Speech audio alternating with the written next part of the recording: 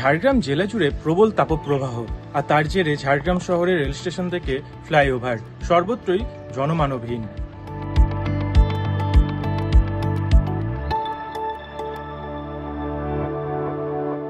মূলত প্রবল গরমের জন্য মানুষ রাস্তায় নামছে না।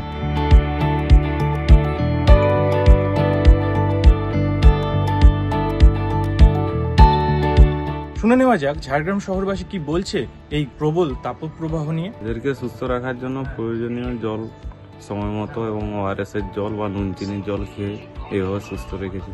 জঙ্গলমহলে যে পর্যাপ্ত পরিমাণে শাল গাছ ছিল বা বিভিন্ন গাছ ছিল তা ধ্বংস করা হচ্ছে বা কাটা হচ্ছে বিভিন্ন কনস্ট্রাকশনের কাজের জন্য, এবং রাজ্য সরকার উদ্যোগে যে সমস্ত গাছ লাগানো হয়েছে সেই গাছগুলো বৃদ্ধি পেলে আশা করছি প্রাকৃতিক আবার উষ্ণতা কমবে। আর